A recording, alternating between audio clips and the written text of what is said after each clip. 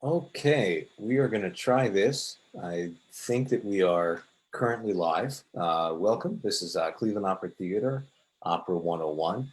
Today we're going to discuss how is the human voice heard? How is an operatic singing voice heard over an orchestra? So what we're looking at here on the screen is a picture of a spectrogram. And a spectrogram is literally a print of what happens with voices. And so bear with me today if the technology isn't working, but trying to stream here. And so what you're seeing basically here up and down on the screen are prints of my voice. So if I just say something like, e, ah, I'm going to pause that live feed. So what you see here is on this line, give or take at about 94 hertz, so F sharp 2. So what that means is that my vocal folds here, they're coming together, vibrating air and making an oscillation in pitch 94 times, about 94 times a second, which is making what we call the fundamental pitch. And then each of these lines above here occur as harmonics in the sequence that we hear in any sound, but in this case, in a human voice sound. And so if you notice our fundamental pitch is here, and then we have these sounds up here that reside, give or take around 2,800 hertz, and they cross this line. So this will be important in a little bit. So you've got fundamental pitch, all the overtones, and then this line here. So these areas where we see this, like the brighter colors on the graph, are called formants, an area of acoustic strength. So when you think of a singing voice, we have three areas. We look at the first formant. That's typically where the warmth and the depth of the voice is going to be found here. Then you look at the second formant. That's where the vowel will be defined. Largely what we hear is the vowel. And then you look up here, and this is actually a combination of the fourth, fifth, and sixth formants that commonly group together and called the singer's formant.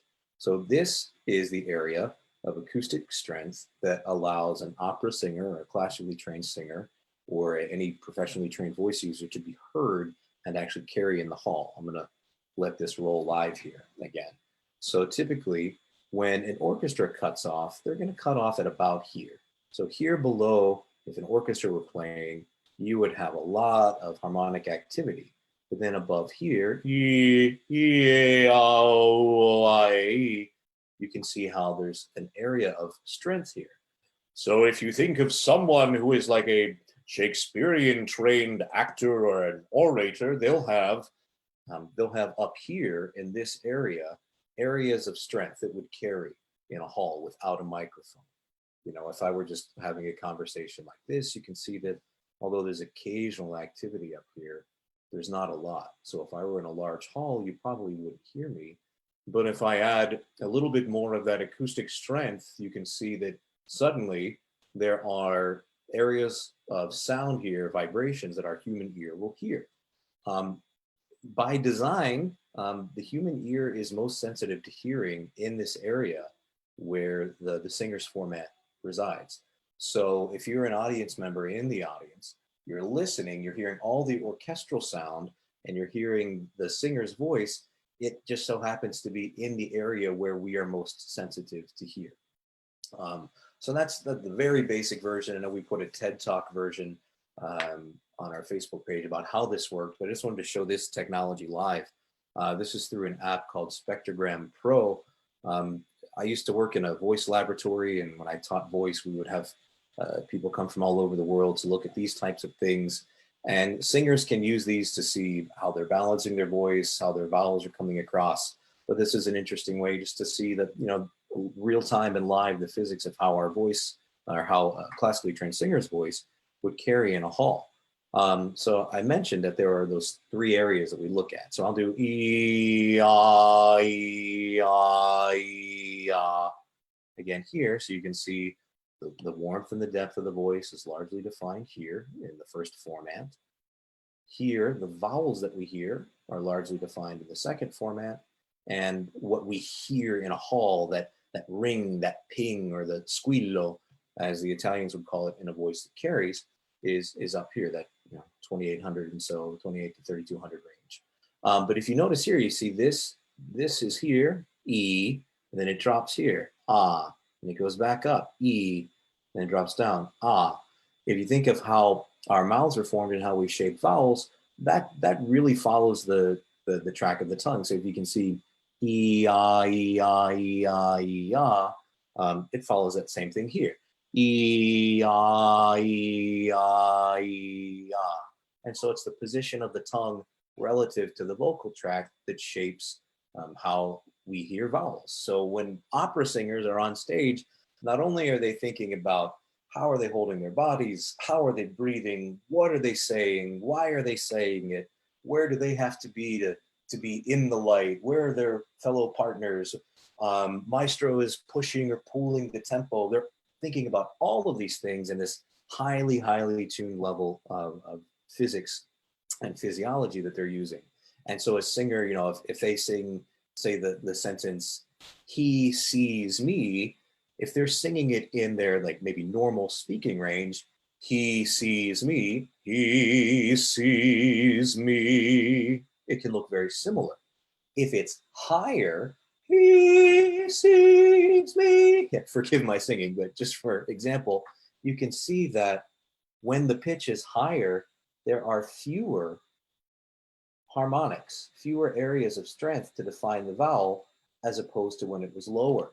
So if you've ever gone to an opera and you're wondering why you can't always understand the words, it's literally sometimes because there just aren't enough harmonics to hear the words. For instance, if you hear, if a lower male voice says or sings, he sees me, and a higher female voice would sing, he sees me, you can see that contrasted, I've got about 2, maybe 3 harmonics here, if that were a female voice that's defining the vowel. And here, as a lower male voice, you've got many, many. So there's more chances for your ears to hear. Now, the reason that comes more and more into play with opera is that if you're thinking of opera in Italian, the vowels are more pure. I, e, a, o, u. It's more easily discernible, even in a high soprano female voice that would be higher and not have as many partials as it would for a male counterpart. But once we get into English, German, French, other languages that might have more complex sounds, it becomes even harder to discern. So for those of you who come to Cleveland Opera Theater performances and opera everywhere that has super titles projected, you'll sometimes notice that even when the opera is written and performed in English, we still, many audience members still need those super titles because of that acoustic phenomenon. So it's not that sopranos or tenors or higher voices aren't trying hard. It's just literally that they don't have as many partials there. So that was a quick work through, why you can hear an operatic voice in an opera hall, because these levels of acoustic strength, where the singing voice has that singer's formant, that ring or that ping, or if you think of like a classically trained actor, Patrick Stewart or someone like that, they've got that impact in their voice. That's what allows them to acoustically carry over or be heard in a hall above an orchestra. And we talked just a little bit about how the vowel defining part of the human instrument affects how we hear the words and how we understand those. So I hope that was fun. I hope this technology worked. I have no idea. My computer's fan is really running At high level, I think I'm stressing it. But hope that you enjoyed that. I can't look at two screens at once, so if you had any specific questions, I will try to go back and answer them once I stop the live stream. And please add any additional questions that you might like to see us tackle for upcoming Opera 101. And hope that you can join us tonight for our continued Page to Stage series. We'll have Steve Shack, resident lighting designer, join us. So we're going to talk about what is a lighting designer? How does that factor into the overall design process? Next week, we'll have costume design. We'll keep working our way through all the different elements of production and then eventually come together and start to talk about our next upcoming main stage. So thank you all for being here. Hope that you're all staying safe and healthy as possible. And we look forward to continuing to connect with you. Thank you.